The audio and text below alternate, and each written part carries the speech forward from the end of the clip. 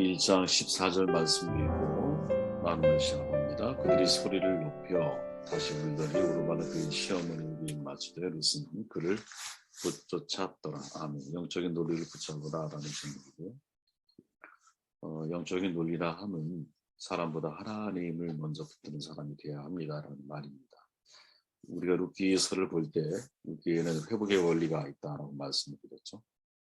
경제적인 흉년을 피해 모압에 내려간 이 엘리멜렉 나오미 가정은 도리어 더 큰 사별의 아픔을 경험하면서 이제 나오미가 하나님께 시선을 돌리게 되죠. 고난은 사람을 분명히 바뀌게 하는 것 같습니다. 이 고난이 나오미를 변하게 하죠. 나오미는 이스라엘을 돌보시는 하나님의 소식을 들어요. 하나님 방문했다 이렇게 이제 이해를 하죠. 그리고는 고향으로 돌아갈 용기를 얻게 됩니다. 그 소식을 하나님의 사인으로 이제 받아들이는 거죠. 그리고 고향행을 결정을 합니다. 그 과정에 벌어지는 이야기들을 지금 저희가 묵상하고 있는 것이죠. 이제 오늘 본문에서 우리의 시선을 멈추게 하는 것이 있다면 너희 어머니의 집으로 돌아가라 라고 한 나오미의 고백입니다. 인간적인 관점으로 놓고 볼 때는 두 며느리 두 자부의 미래를 생각하는 시어머니의 배려라고 이해할 수 있지만 이거를 신앙적인 관점에서 우리가 이해해 보면 함께 약속의 땅에 들어갈 수 있는 좋은 기회를 한 명은 얻고 한 명은 얻지 못하는 그런데 그것을 제한하는 과정에서 나오는 철저하게 그들이 자신의 고향으로 돌아갈 것을 이야기하고 있는 장면을 목격하게 되는 것이죠. 물론 결론적으로 우리는 다 알죠. 롯은 자발적인 선택에 의해서 나오미를 붙잡아요. 근데 오르바는 시어머니의 강권을 이제 받아들이게 되면서 고향으로 돌아가죠. 과연 이 과정을 우리가 어떻게 이해하는 게 성경에 더 근접한 이제 마음일까 이런 질문을 가지고 말씀을 함께 나눠봅니다. 8절에 가보니까 너희가 죽은 자들과 나를 선대한 것 같이 여호와께서 너희를 선대하시기를 원한 나오미의 고백이죠. 신앙적인 관점에서 상대를 배려해야 한다라는 거예요. 중요한 문제라고 저는 생각을 하는데 나오미는 이 며느리들이 자기에게 선대했다라고 고백을 하거든요. 하나님이 너희들을 선대하기를 원해. 그렇게 간구를 합니다. 근데 이때 선대라고 하는 말은 히브리어로 헤세드라고 하는 참 중요한 말입니다. 왜냐하면 이 헤세드는 하나님의 속성, 하나님의 성품을 가리키는 그러한 단어이거든요. 구약에서 이 헤세드는 매우 중요한 용어입니다. 보통 끊임없이 불순종하고 또 불의한 이스라엘 백성에 대해서 하나님이 신실하게 자기 백성들을 사랑하셨다. 라고 표현할 때 이 하나님의 마음, 이 하나님의 속성, 이 하나님의 성품을 가리켜서 보통 헤세드다 이렇게 이제 말을 하는 거예요. 근데 그 말을 누가 나오미가 그 자부에 비해 쓰고 있는 거죠. 며느리들이 이제 이미 죽은 가족들이지만 남편과 두 아들 또 지금 살아있는 나에게 베풀고 있는 모든 마음이 헤세드라는 이 며느리들은 모함 여인이거든요. 나오미의 집 안으로 시집을 온 거예요. 하나님의 성품 가운데서 핵심이 되는 헤세드를 이 두 며느리가 실천하고 있다라는 거죠. 그들에게 하나님 예수의 마음이 있다는 거예요. 쉽게 말하면. 그렇기 때문에 이 두 자부가 고백하고 있는 우리는 어머니와 10절에 함께 어머니의 백성에게 돌아가겠나이다라고 하는 고백은 단순히 감정적인 차원에서의 고백이 아니라 정말 인간적으로도 신실하게 나오미 또 그의 가족을 사랑하는 마음, 충성스러운 마음이 있었고 더욱이 헤세드는 하나님의 성품을 가리키는 용어이기 때문에 이들이 하나님에 대해서도 역시 같은 신실한 마음을 가지고 있는 사람이라는 거예요. 함께 어머니의 백성에게로 돌아가겠나이다라고 할 때 돌아간다라는 동사는 내가 잘못된 길을 가다가 돌이킨다라는 뜻이거든요. 그러니까 이 두 며느리는 이미 의식적으로 내가 이스라엘 백성과 하나가 되어 있었던 것이죠. 자신이 과거 모압 땅에서 살았던 모함 여인으로 살았던 그 과거는 잘못된 길이었다라고 하는 자기 판단을 이 여인들이 가지고 있다는 거예요. 그래서 나오미와 함께 이스라엘 백성과 하나가 되어 있었던 거죠. 이스라엘 백성들에게 내가 접붙임된 거, 결혼을 통해서 내가 이스라엘의 백성에 편입됐다라는 사실을 이 두 며느리는 가지고 있다라는 거죠. 결국 그들이 소유했던 이 헤세드는 사람들과 관계에서 신실함을 잃지 않는 것이고 또 하나님의 백성, 언약 공동체의 신분을 버리지 않으려고 하는 몸부림을 이 의미 속에 담고 있다. 만약에 그렇다면, 그죠? 이제 룻 같은 경우는 나오미를 끝까지 따랐으니까 근데 반대에 있는 오르바에 대해서 우리는 새로운 이해가 필요하다라는 생각을 해보게 되었어요, 저는. 왜냐하면 우리는 습관적으로 이제 결과론적으로 우리가 말씀을 이해하다 보니까 룻은 되게 훌륭한 신앙인, 오르바는 되게 훌륭하지 않은 신앙인, 이렇게 이제 뭐랄까 흑백 논리로다가 두 여인을 이해하는 경향이 있잖아요. 그래서 우리의 기억 속에 오르바는 결정적인 순간에 시어머니를 외면한 사람으로 기억되기 쉽거든요. 그러나 성경에 지금 우리가 말씀 나눴듯이 성경에 지금 나타나고 있는 오르바는 룻과 사실은 제가 볼 때 큰 차이가 없는 것처럼 느껴져요. 충분히 구원받을 만한 믿음이 있는 사람이라는 거죠. 나오미와 함께 일어나서 나오미를 따르기를 희망을 하고 있고 나오미의 백성들에게 돌아갈 결심을 품고 있는 여인이에요, 이 오르바. 그런 여인이 약속의 땅에 들어가기 직전에, 고향에 들어가기 직전에, 나오미의 백성에게로 가기 직전에 자기 고향으로 돌아가게 되죠. 질문이 들어요. 누구 잘못이냐 말이지. 오르바의 잘못일까요? 생각 좀 많이 해봐야 한다고 생각이 돼요. 저는 나오미가 두 자부를 위하는 마음 충분히 이해를 합니다. 왜? 늙은 자신이 두 며느리에게 짐이 될 수 있고 또 이 롯과 오르바가 이방 여인이기 때문에 베들레헴에 가면 부당한 대우를 받을 수 있다는 건 너무나 당연한 거겠죠. 또 가진 재산도 이제는 없잖아요. 또 그들의 미래, 가정을 통해서 미래를 열어줄 수 있는 희망도 사실은 나오미에게 없는 거거든요. 그러니까 두 자부에게 자유를 주려고 강권적으로 그들을 고향에 돌려보내려고 하는 나오미의 이 마음, 배려라고 저는 봐요. 그러나 인간적으로 볼 때는 그런데 신앙적인 관점으로 놓고 볼 때는 이 두 자부의 동행은 신실한 하나님의 성품을 닮은 하나님에 대한 마음이 열려있는, 그죠? 어머니 하나님을 따르겠다라는 결단까지 그들은 가지고 있는 사람이거든요. 내가 이제 옛날 땅에서 잘려서 언약 공동체에 접붙임이 되었다라는 생각을 이 롯과 오르바는 가지고 있는 거거든요. 그런데 그 기회를 누가 나오미가 가로막은 형국이 되는 것이 좀 심한 생각일까요? 여러분들은 어떻게 생각하십니까? 이게 나오미가 하나님에 대한 분명한 확신이 없고 하나님의 돌보심에 대한 확신이 없을 때는 오히려 인간적인 배려가 신앙의 장애물이 될 수도 있겠구나 하는 생각을 하게 되었다라는 거예요. 진짜 상대를 위하는 게 뭘까? 우리가 늘 깊이 생각해야 할 내용이 아닌가? 이런 질문을 던져보게 됩니다. 지나친 배려가 도리어 해가 되잖아요. 적절한 배려, 사람을 위로하고 격려하고 큰 힘이 돼요. 그러나 지나친 배려는 성장의 기회를 가로막을 수 있거든요. 신앙생활도 마찬가지라고 봐요. 여러분 신앙의 길은 넓은 길 좁은 길의 문제가 아니야. 뭐 좁은 문으로 들어가라 길이 아니죠. 좁은 문으로 들어가라고 말씀하셨지 길의 사이즈 크기의 문제가 아니라고 저는 봐요. 어떤 길이든 여러분 옳은 길의 문제의 싸움이거든요. 우리는 그죠? 우리가 하나님 말씀을 따르는 이유는 그게 옳은 길이에요. 무슨 말이냐? 그 길을 따라가면 진리와 생명을 만나는 거예요. 그죠? 그런데 아무리 넓고 훌륭하고 도로 포장이 잘 된 길처럼 보여도 내가 그 길을 따라가면 결국 절벽을 만난다. 사망을 만난다. 그죠? 내 인생의 실패를 내가 정말 경험하게 된다라고 한다면 아무리 좋은 일도 그 길은 옳은 길이 아닌 거지. 지금 이제 나오미에게 있어서 미래에 대한 불투명함 그리고 그들을 책임질 수 없는 여러 가지 한계점 가지고 있는 재산도 아무것도 없는 여러 가지 열악한 상황들이 사실은 두 며느리에 대한 자유를 통해서 그들을 도와주려고 하는 배려심이 담겨 있지만 신앙적인 관점으로 놓고 볼 때는 오히려 오르바가 하나님 앞에 자신의 삶을 다시 한번 드릴 수 있는 좋은 기회를 나오미가 가로막고 있는 것은 아닐까 그런 생각을 해보게 되었습니다. 그렇기에 11절로 가보면 제가 한번 읽어볼게요. 나오미가 이르되 내 딸들아 돌아와라. 너희가 어찌 나와 함께 가려느냐. 내 태중에 너희의 남편들 아들들이 아직 있느냐. 내 딸들아 되돌아가라. 나는 늙었으니 남편을 두지 못하지라. 가령 내가 소망이 있다고 말한 지 오늘 밤에 남편을 두고 아들들을 낳는다 하더라도 너희가 어찌 그들이 자라기를 기다리겠느냐. 어찌 남편 없이 지내겠다고 결심하겠느냐. 내 딸들아 그렇게 아니하니라. 여호와의 손이 나를 씌었으므로 나는 너희로 말미암아 더욱 마음이 아프도다 하며 나오미가 마음을 돌리려고 하죠. 야 나는 아들을 낳아줄 가능성이 없어. 모압으로 돌아가. 예. 왜 돌아가라고 하냐. 재혼하라라는 거죠. 본문을 근거로 유추해 보면 유대 땅과는 달리 모압에서는 재혼이 아무래도 가능했던 것 같아요.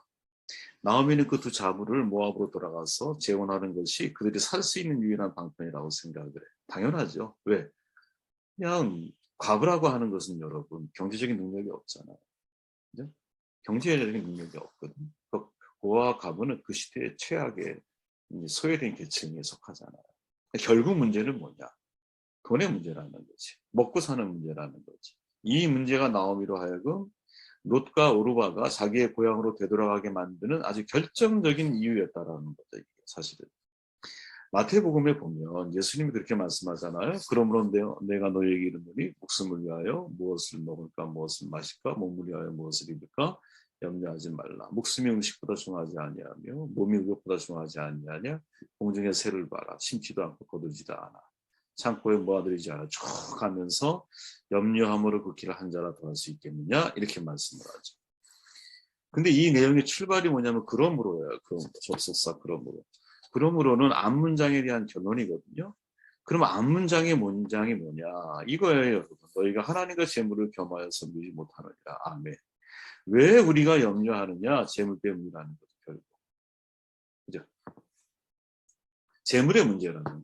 돈의 문제라는 거지. 이 돈의 문제를 어떻게 해결할 수 있느냐? 야, 공중의 새를 봐. 심지 않지만 천부께서 그거를 거두시는 거야. 너희들은 저 새들보다 귀한 존재들 아니야. 근데 왜 염려해? 이 말이죠. 그러니까 대부분 사람들이 염려하는 것, 배우를 파고 들어가 보면 실은 경제적인 문제가 그래서 그 뿌리를 내리고 있는 경우들이 많죠. 왜? 경제적인 자유가 없으면 정신적인 자유를 누린다는 게 쉽지가 않거든요. 여러분 가난을 저는 애써 미워할 필요가 없다고 생각을 해요. 물론 자발적인 가난을 선택해서 그리스도인답게 타인을 위해 나를 가난하게 살아가려고 하는 것은 아름답고 귀한 일인데 가난 자체를 애써 미워할 필요가 있을까? 저는 그럴 필요가 없다고 봐요. 여러분 세상 대부분은요. 이 가난 때문에 악이 발생하고 가난 때문에 사회적인 갈등이 일어나는 거거든요. 사탄은 여러분 소수의 부자를 만들어가기를 원해요. 왜? 다수의 가난한 자들이 생겨나기 시작할 때 사실은 세상에 악이 계속 유지될 수 있는 거예요. 전에 우리가 출애굽기에게 말씀 나눴지만 우상의 원인이 뭡니까? 사탄은 가진 자를 선택해서 다른 사람들을 노예화시키는 전략을 가지고 있는 존재거든요. 그런 세상 속에 우리가 살아. 그러니 당연히 우리는 이렇게 물질적인 문제에 대해서 고민하지 않고 살아갈 수 있는 사람은 없다고 봐요. 그러나 우리가 믿는 믿음은 뭐냐면 하나님께서는 당신이 택하신 자녀들을 먹이시고 입히시고 돌보신다라는 것이 우리가 공중의 새보다 중요하다라는 거죠. 들에 핀 백합화보다 훨씬 더 가치 있는 존재라는 거예요. 이 믿음이 우리에게 있느냐. 지금 나오미에게 필요한 것이 바로 이 믿음인 거죠. 다시 말하면 세상적인 관점, 세상적인 논리를 어떻게 신앙적인 관점으로 바꿔야 할 중요한 타이밍에 나오미가 서 있는 거죠. 근데 아직 참 안타깝게도 그 단계를 벗어나기가 어려운 거야. 왜? 본인이 정말 남편을 잃고 두 아들을 잃고 경제적으로 밑바닥에 서 있기 때문에. 여러분 그런 거 있잖아요. 내가 늪에 빠져 있으면 내가 이 늪에서 벗어나는 게 너무 어려운 거예요. 네? 발버둥 칠수록 더 깊이 빠져들어가는 것 같은 느낌을 받거든요. 미국의 어느 대학 신문이야기팀에서요. 사람들이 걱정하는 것에 관한 연구를 했어요. 조사를 해봤더니 40%는 실제 일어나지 않은 것들을 걱정을 하고 30%는 이미 과거에 있었던 것을 걱정을 하고 10%는 아직 걸리지 않은 질병에 대해서 걱정을 하고 진짜 걱정할 만한 것을 가지고 고민하는 사람 8%밖에 안 된대요. 8%밖에. 사실 우리의 현실이거든요. 이게. 여호와의 손이 나를 치셨으므로 나오미는 자신의 삶에 하나님의 계획하심을 경험을 깨닫고 있었어요. 그러나 여전히 내가 현실을 바라보는 관점에서는 세상의 룰을 내가 벗어나지를 못하는 거지. 여호와의 손이 나를 치셨음을 인정을 하면서도 하나님의 바로 그 손이 이 땅에서 평화를 얻게 만드시는 손이 되실 수 있다는 사실을 아직 믿지 못하는 저희는 이 단계를 넘어서는 축복이 있으면 좋겠다 하는 생각 나머지는 읽어보시기를 바라고요. 14절 말씀을 정돈할게요. 그들이 소리를 높여 다시 울더니 오르바는 그의 시어머니에게 입맞을 때 룻은 그를 쫓았다 하네. 오르바는 결국 모압으로 돌아가죠. 룻은 나오미 곁에 더 바짝 달라붙어요. 오르바의 입장에서는 그런 거죠. 왜 돌아갔느냐.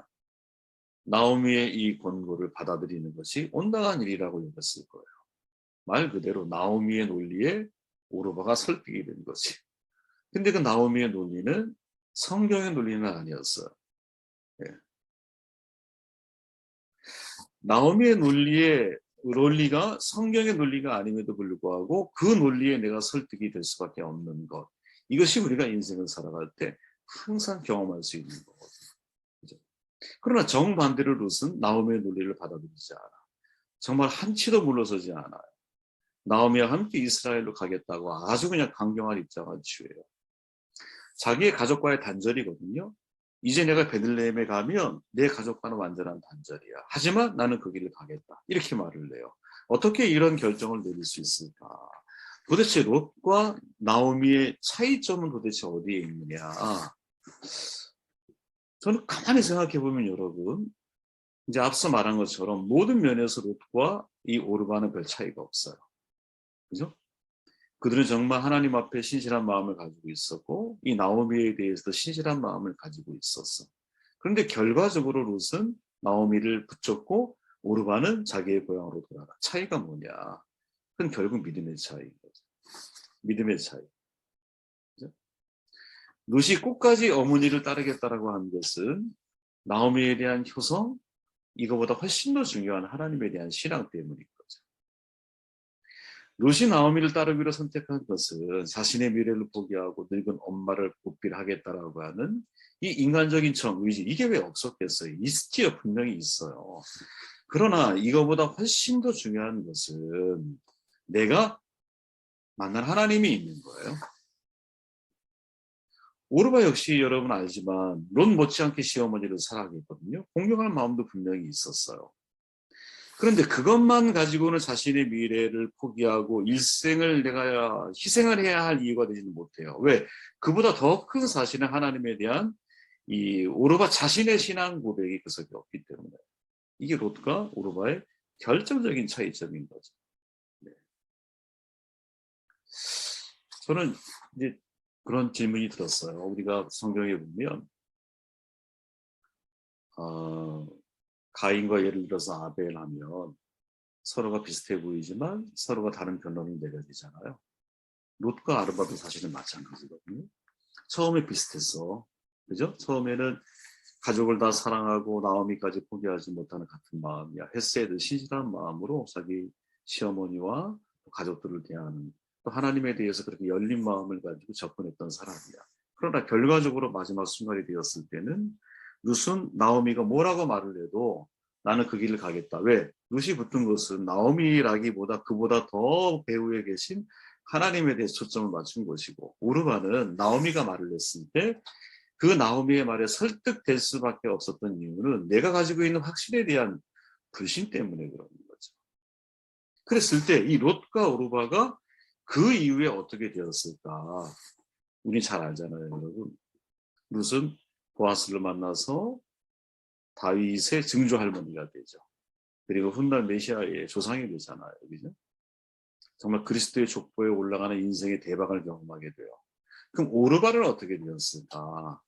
성경에는 오르바가 등장하지 않아요, 여러분. 근데 제가 이런저런 문서를 찾고 책을 찾다 보니까 오르바에 대해서 여러분 연구한 내용들이 많이 있어요.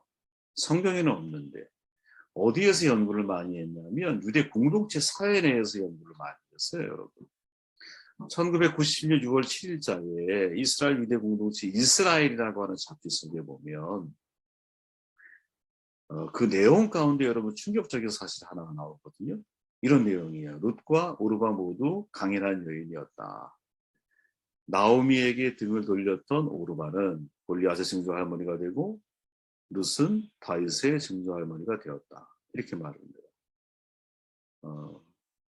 오르바는 룻과 달리 모압으로 돌아가잖아요. 거기서 거인족 르바임의 후예인 블레셋 사람과 결혼했다고 유대 사회에서는 전해진대요. 그리고 오르바가 이제 이스비를 낳았고 이스비의 아들이 바르실레고 바르실레의 아들이 가드의 거인 골리앗이었어요.